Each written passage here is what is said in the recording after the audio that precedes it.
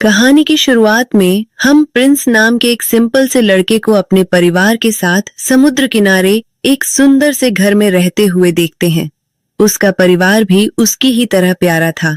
उसके पिता एकदम ठंडे दिमाग के आदमी थे।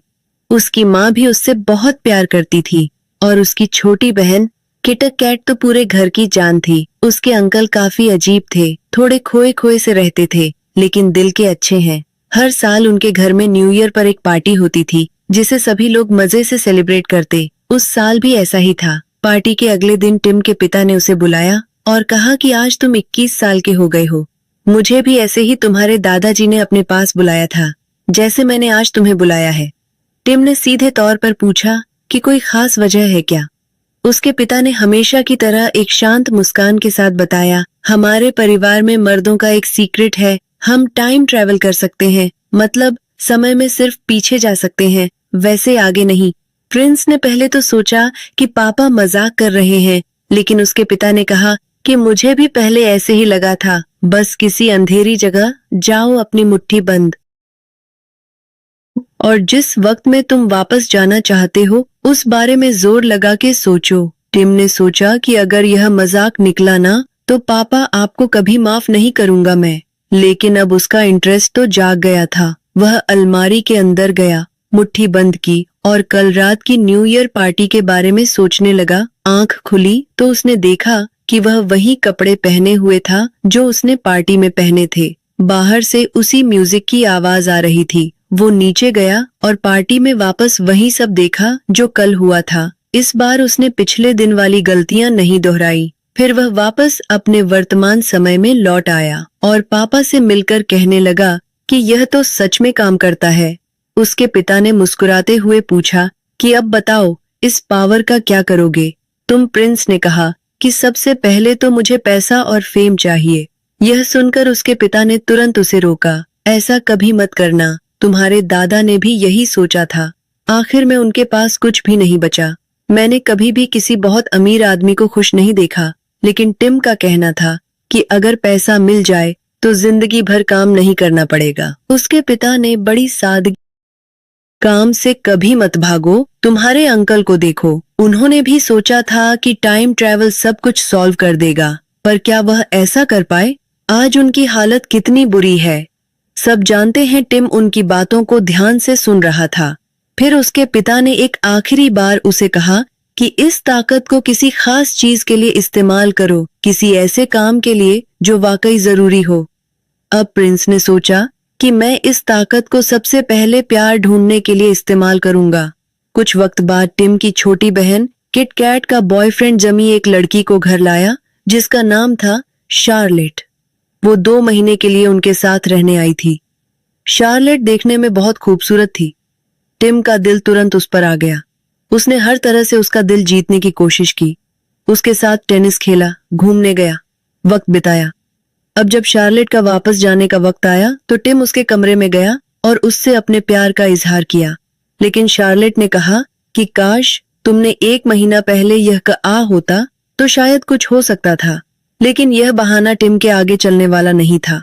टिम तुरंत अपनी अलमारी में जाके 1 महीना पीछे पहुंच गया और फिर शार्लेट से उसी तरह प्यार का इजहार किया। इस बार शार्लेट ने स्माइल करते हुए कहा, काश तुम यह बात 1 दिन पहले पूछते। उसका यह बहाना सुनकर टिम समझ गया कि चाहे वह कितनी बार भी पास्ट में चला जाए, शार्लेट उससे प्यार नहीं करती। उसने अपने दिल पर पत्थर रख के यह मान लिया कि टाइम ट्रैवल से भी वह किसी का दिल नहीं बदल सकता। अगले दिन शार्लेट चली गई और कुछ दिन बाद टिम भी लंदन चला गया लॉ की प्रैक्टिस शुरू करने और प्यार ढूंढने के लिए। वहां उसने अपने पिता के एक दोस्त के साथ रहना शुरू किया, हैरी, जो कि एक थिएटर आर्टिस्ट थे। 6 महीने बीत गए लेकिन टिम की जिंदगी में कोई लड़की नहीं आई। एक दिन वह अपने एक दोस्त के साथ एक रेस्टोरेंट गया। वहां उसकी मुलाकात हुई। मैरी से दोनों कुछ देर बात करते रहे। बातें गहरी होती गई तो टिम ने उससे उसका नंबर ले लिया। मैरी ने नंबर देते वक्त कहा कि मुझे उम्मीद है हम फिर से मिलेंगे। उस रात टिम बहुत खुश था। जब वह घर गया तो उसने देखा कि हैरी का मूड बहुत खराब है। उसने बताया कि आज मेरा प्ले था, लेकिन एक एक्टर अपना डायलॉग भूल गया, जिसके बाद प्ले खराब हो गया। पूरी ऑडियंस उठकर चली गई। अब प्ले के बहुत गंदे रिव्यूज आएंगे और मेरा काम डूब जाएगा। अपने अंकल की यह हालत देखकर प्रिंस ने डिसाइड किया कि वह उनकी मदद करेगा। अब वह समय में कुछ घंटे पहले पहुंच गया और उसने सही टाइम पर उस एक्टर को वह डायलॉग याद करवा दिया। इस बार प्ले बहुत स्मूथली हुआ, जिससे हैरी बहुत ज्यादा खुश था। उधर टिम भी अपनी जिंदगी में मैरी के आने से काफी खुश था, लेकिन जब उसने प्ले वाली रात के बाद अपने फोन से मैरी का नंबर चेक किया तो उसका दिल टूट गया। नंबर उसके फोन में था ही नहीं। ऐसा इसलिए क्योंकि इस बार उसने वह पल मैरी के साथ जिया ही नहीं। जब उसे मैरी के साथ मिलना था तब तो वह उस एक्टर को लाइनें याद करवा रहा था। अब टिम सोचने लगा कि मैं वक्त में वापस कैसे जाऊं। अगर मैं वापस गया तो अंकल का प्ले फ्लॉप हो जाएगा। वो मजबूर था क्योंकि दोनों चीजें एक ही वक्त पर हो रही थी। अब उसके पास मैरी का कोई कांटेक्ट नहीं था। एक दिन अखबार पढ़ते हुए उसे याद आया कि मैरी को केट मॉस काफी पसंद थी और वो एक आर्ट गैलरी में काम करती थी। टिम तुरंत उसी गैलरी में गया और एक हफ्ते तक हर दिन उसका वहीं इंतजार करता रहा। एक हफ्ते बाद मैरी वहां आई, लेकिन जब टिम ने उससे बात करने की कोशिश की, ने टिम को पहचाना ही नहीं। मैरी के लिए यह उनकी पहली मुलाकात थी, पर टिम के लिए दूसरी। टिम ने यूं ही उसे और उसकी फ्रेंड को कॉफी के लिए बुला लिया और वह दोनों उस वक्त मान भी गई। कॉफी टेबल पर बात करते हुए टिम ने मैरी से पूछा कि तुम्हारा कोई बॉयफ्रेंड है क्या? मैरी ने एक मुस्कुराहट के साथ बताया कि एक हफ्ते पहले ही बना। टिम यह सुनकर चौंक गया और कहने लगा कि ऐसा नहीं हो सकता। मैरी को यह सवाल बहुत अजीब लगा। उनकी बातें आगे बढ़ती। इससे पहले ही मैरी का बॉयफ्रेंड वहां आ गया। उसका नाम था रूपर्ट। टिम यह देखकर बिल्कुल खुश नहीं था, लेकिन फिर भी उसने नॉर्मल एक्ट करने की कोशिश की और पूछा कि आप दोनों की मुलाकात कहाँ हुई? मैरी ने बताया कि एक बोरिंग सी पार्टी में। और वो पार्टी कहाँ थी? मैरी के फ्रेंड ने बताया कि वह पार्टी उसके घर पर थी। टिम ने थोड़ी बेसब्री दिखाते हुए मैरी के दोस्त का एड्रेस पूछा। यह सुनकर मैरी और उसके दोस्त को थोड़ा अजीब लगा, लेकिन टिम ने बात संभालते हुए कहा कि उसे चीजें डिटेल में जानना अच्छा लगता है। यह सुनकर उसके दोस्त ने एड्रेस दे दिया। टिम तुरंत समय में पीछे जाकर उस पार्टी के वक्त वहां पहुंच।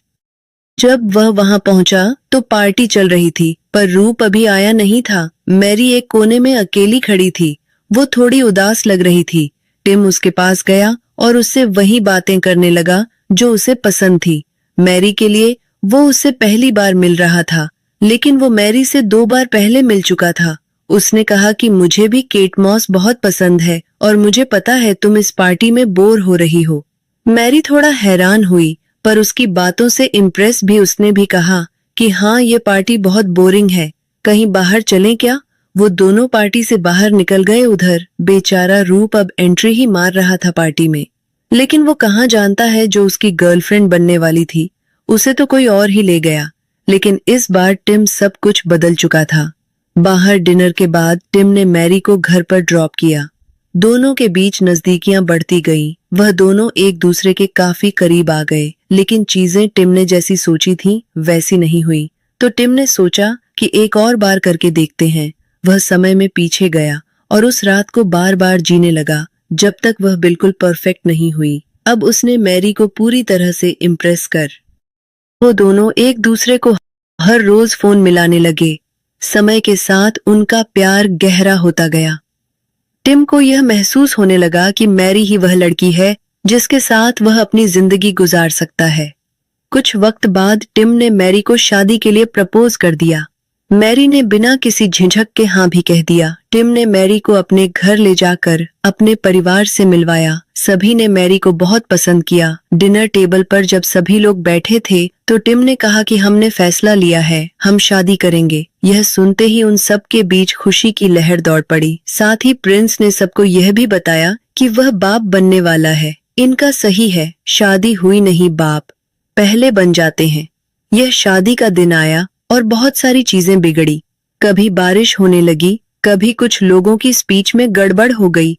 प्रिंस को पर्सनली इन चीजों से ज्यादा फर्क नहीं पड़ता था, लेकिन वो चाहता था कि मैरी को उसके सपनों की शादी मिले और इसीलिए वह बार बार टाइम ट्रैवल करके सब कुछ परफेक्ट बनाता गया और आखिरकार शादी पूरी हो गई। शादी के बाद टिम और मैरी की एक बेटी हुई। दोनों उससे बहुत प्यार करते थे। प्रिंस की जिंदगी बहुत चल रही थी। उसने समय में पीछे जाना काफी कम कर दिया था, क्योंकि अब उसे चीजें ठीक करने की जरूरत ही नहीं पड़ती थी, क्योंकि उसके हिसाब से उसकी जिंदगी में सब कुछ परफेक्ट था। एक दिन टिम की बेटी का जन्मदिन था। पूरा परिवार उनके नए घर में इकट्ठा हुआ, लेकिन किटकैट टिम की छोटी बहन अभी तक नहीं आई थी। जब टिम ने किटकैट की जगह उसके बॉयफ्रेंड जमी को देखा तो वह चौंक गया। टिम ने उससे पूछा कि किटकैट कहाँ है। जमी ने उदासी से बताया कि उसने शराब पी रखी थी, हम दोनों का झगड़ा हुआ था। उसके बाद वह कार लेकर चली गई। मुझे नहीं पता वह कहाँ गई है। टिम परेशान हो गया और कुछ देर बाद उसे पता चला कि किटकैट का एक्सीडेंट हो गया है। उसके चेहरे पर चोटों के निशान थे। उसने पहली बार यह महसूस किया कि वह अपनी जिंदगी में इतना बिजी हो गया था कि उसने अपनी बहन की तकलीफों पर ध्यान ही नहीं दिया। किटकैट अंदर से टूटी हुई थी। सभी रिश्ते बस उसकी जिंदगी को खराब ही कर रहे थे। वह डिप्रेशन में जाकर बहुत दारू पीने लगी थी। थोड़े समय बाद किटकैट ठीक होने लगी। टिम ने उसका हाथ पकड़कर कहा कि मेरे लिए जितनी जरूरी मेरी पत्नी है। उसने किटकैट को अपना सीक्रेट भी बताया कि मैं टाइम ट्रैवल कर सकता हूँ। यह बात उसने किटकैट को उसका भरोसा जीतने के लिए बताई थी। उसने किटकैट से कहा कि तुम पास्ट में जो कुछ भी बदलना चाहती हो मैं बदल सकता हूँ। मैंने ऐसा अपने लिए बहुत बार किया है। उसने फैसला लिया कि वह अपनी बहन को एक नया मौका देगा। उसने किटकैट का हाथ पकड़ा और कहा, चल मेरे साथ। अब वह दोनों अलमारी के पीछे छुपे अंधेरे में चले गए। किटकैट को अब भी लग रहा था कि यह सब कुछ एक मजाक है। टिम ने उस दिन कुछ अलग ही करने का फैसला लिया। उसने अपनी बहन का हाथ पकड़ा और उसे सीधा समय में पीछे उसी न्यू ईयर की पार्टी में ले गया। उसने धीरे से कहा कि यह वही रात है जिसने तुम्हारी जिंदगी को पलटा था। किटकैट थोड़ी कंफ्यूज थी, उसके चेहरे पर बेचैनी थी, लेकिन उसने टिम का हाथ छोड़ा नहीं। दोनों उस पार्टी की एंट्रेंस पर खड़े थे। म्यूजिक जोर से बज रहा था, लोग डांस कर रहे थे। थोड़ी देर बाद जमी अपनी फ्लर्टी अदाओं के साथ ऐसे आया जैसे उसे दुनिया की कोई परवाह ही ना हो। उन्होंने देखा कि जमी किसी और लड़की के साथ फ्लर्ट कर रहा था। पहले तो किटकैट कंफ्यूज थी, लेकिन फिर उसके चेहरे पर सा दिखने लगा। उसने आगे बढ़कर जमी के पास जाकर बिना कुछ सोचे समझे एक जोर का थप्पड़ उसके गाल पर जड़ दिया। जमी चौंक गया। उसे समझ नहीं आ रहा था कि उसे थप्पड़ क्यों पड़ा है। किटकैट कुछ देर तक उसे देखती रही, लेकिन कुछ कहा नहीं। उसके चेहरे से दिख रहा था कि उसके दिमाग में चीजें अब साफ होने लगी हैं। उसने अपनी सारी पुरानी भावनाओं को उस थप्पड़ के साथ ही खत्म कर दिया। उधर टिम ने यह महसूस किया कि किटकैट अब उस रिश्ते से आगे बढ़ने के लिए तैयार है। अब जब उसने जमी का साथ ही छोड़ दिया तो उसका भविष्य भी चेंज हो गया। थोड़ी देर बाद वह लोग वर्तमान समय में वापस आ गए तो प्रिंस ने देखा कि किटकैट बहुत शांत लग रही थी। उसकी आंखों में एक सुकून था। अब किटकैट उसके एक नजदीकी दोस्त जे के साथ थी। जे एक बहुत ही अच्छा लड़का था। टिम ने देखा कि अब उसकी बहन वाकई में खुश थी। टिम यह सोचकर बहुत खुश था कि उसने फाइनली अपनी बहन की जिंदगी को पूरी तरह ठीक कर दिया है, लेकिन उसकी खुशी ज्यादा लंबे समय तक चली नहीं। जब टिम अपनी बेटी पॉसी के पास गया तो उसने देखा कि वहां पर पॉसी थी ही नहीं, बल्कि उसकी जगह एक लड़का था जो उसी का बेटा था। ये देखकर अब टिम का दिल ही बैठ गया। वो समझ गया कि वह किटकैट की जिंदगी बदलने के लिए पॉसी के पैदा होने से पहले चला गया, तो अब उसकी जिंदगी इतनी बदल चुकी थी कि उसकी बेटी कभी पैदा नहीं हुई। उसकी जगह एक लड़का पैदा हुआ जिसे वह जानता तक नहीं, क्योंकि उसने उसके साथ कोई पल ही नहीं बिताया। उसके चेहरे पर घबराहट। उसने तुरंत मैरी के पास जाकर पूछा कि पॉसी कहाँ है। मैरी यह नाम सुनकर सोच में पड़ गई, क्योंकि पॉसी नाम की उनकी कोई बेटी थी ही नहीं। यह सब देखकर टिम का दिल टूट गया। उसने सोचा कि मैं उसे वापस कैसे पा सकता हूँ। वो तुरंत अपने पिता के पास गया उनसे सलाह लेने के लिए। उसके पिता ने उसे समझाया कि बेटा, मुझे तुम्हें पहले बता देना चाहिए था। अगर तुम अपने बच्चे के पैदा होने से पहले के समय में जाकर कुछ भी चेंज करते हो तो तुम्हारा बच्चा भी चेंज हो जाएगा। उसका डीएनए, उसकी आइडेंटिटी, सब कुछ। यही टाइम ट्रैवल का सबसे बड़ा रिस्क है। ये बात टिम के दिल पर पत्थर की तरह गिरी। ओसी उसकी जिंदगी का एक बड़ा हिस्सा थी। उसका होना ही टिम की खुशी थी। इसीलिए टिम ने फैसला लिया कि किटकैट की जिंदगी बदलने के लिए उसे कोई और रास्ता ढूंढना पड़ेगा, और उसने टाइम ट्रैवल का इस्तेमाल नहीं किया, जो जैसा हो रहा था होने दिया। अब किटकैट का कार एक्सीडेंट फिर से हुआ। टिम और मैरी उससे हॉस्पिटल में मिलने गए, लेकिन इस बार टिम शांत था, क्योंकि उसे पता था उसकी बहन की जिंदगी नॉर्मल हो चुकी थी। वह जानता था कि किटकैट के दिल में जे के लिए प्यार बढ़ रहा था, सच्चा प्यार। वो दोनों कुछ समय बाद एक दूसरे से प्यार भी करने लग गए। जे ने किटकैट को वो इमोशनल सपोर्ट दिया जिसकी उसे जरूरत थी। टिम ने सोचा कि कुछ रिश्ते बदलने के लिए उन्हें वक्त देना पड़ता है। शॉर्टकट से सिर्फ मंजिल बदल सकती है, लेकिन सफर तो तय करना ही पड़ेगा। थोड़ा समय और बीता और अब टिम और मैरी को एक और बच्चा पैदा हुआ, एक बेटा। अब उनके 2 प्यारे प्यारे बच्चे थे। पॉसी और उसका छोटा भाई टिम का परिवार अब पूरा हो चुका था। हर तरफ खुशी थी, लेकिन जिंदगी कभी परफेक्ट नहीं होती। एक दिन टिम को पता चला कि उसके पिता को कैंसर है। उनके पास सिर्फ कुछ ही हफ्ते बचे थे। यह सुनकर टिम शॉक में चला गया। वो उनके पास गया और पूछा, क्या कुछ बदला जा सकता है? उसके पिता ने मुस्कुराकर कहा कि मैं स्मोकिंग नहीं छोड़ सकता। यार, बहुत मुश्किल है। तेरे लिए तेरे और तेरी बहन के पैदा होने के पीछे का भी यही रीजन है। तेरी माँ को मेरा स्टाइल से स्मोकिंग करना पसंद था, ऐसे ही पटाया था मैंने उसे। अगर वह चेंज कर दिया तो सब कुछ बदल जाएगा। प्रिंस को यह बात समझ आई कि कभी कभी कुछ आदतें, कुछ गलतियां, कुछ तकलीफें भी किसी अच्छे किस्से की वजह बन जाती हैं। उसके पिता ने उसे एक और सीक्रेट बताया कि मैं हर दिन को 2 बार जीता हूँ।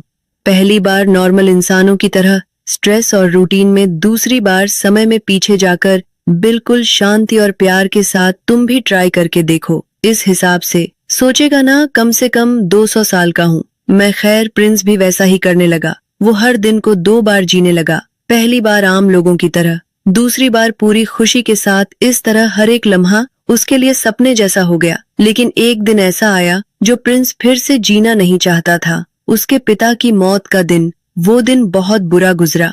मैरी ने उसे समझाया, उसके कंधे पर हाथ रखा। वो इतना जानता था कि वह वापस जाकर अपने पिता से एक बार मिल सकता है, और वह करता भी था। जब कभी उसका मन उदास होता, वह समय में पीछे जाता, समुद्र के किनारे वॉक करता और अपने पिता से बातें करता। उनके साथ वह पल दोबारा से जीता। फिर एक दिन मैरी ने अचानक कहा कि टिम, मुझे एक और बच्चा चाहिए। यह सुनकर टिम चुप हो गया। उसके मन में तुरंत एक सोच आई, अगर एक और बच्चा पैदा हो गया तो वह फिर अपने पिता से कभी वापस नहीं मिल पाएगा। उसने अपनी भावनाओं को छुपाया और कहा कि ठीक है। मैरी प्रेग्नेंट हो गई और टिम ने फैसला लिया कि मैं एक आखिरी बार अपने पिता से मिलूंगा। उस समय में पीछे गया और अपने पिता से कहा कि अब मैं वापस नहीं आ पाऊंगा, यह आखिरी बार है। उसके पिता ने उसका हाथ पकड़ा और कहा कि आओ मेरे साथ, एक बार तुम्हारे बचपन के दिनों में चलते हैं। अगर हमने कुछ बदला नहीं तो कुछ गड़बड़ नहीं होगी। वो दोनों समुद्र के किनारे गए, जहाँ टिम एक छोटा बच्चा था। दोनों ने मिलकर रेत का महल बनाया, लहरों से खेलते रहे। उस पल में सिर्फ प्यार था, ढेर सारा प्यार। यह पल वक्त से परे था। इसके बाद टिम वापस वर्तमान में आया, और उस दिन के बाद उसने टाइम ट्रैवल करना छोड़ दिया। वह हर दिन को एक तोहफे की तरह जीने लगा, हर पल में खुशी ढूंढने लगा। एक चाय की चुस्की, एक पुरानी धुन, पॉसी की ड्राइंग्स, मैरी की आंखों का नूर, सब कुछ उसे बेशकीमती लगता था। और इसी के साथ टिम की कहानी यहीं खत्म हुई।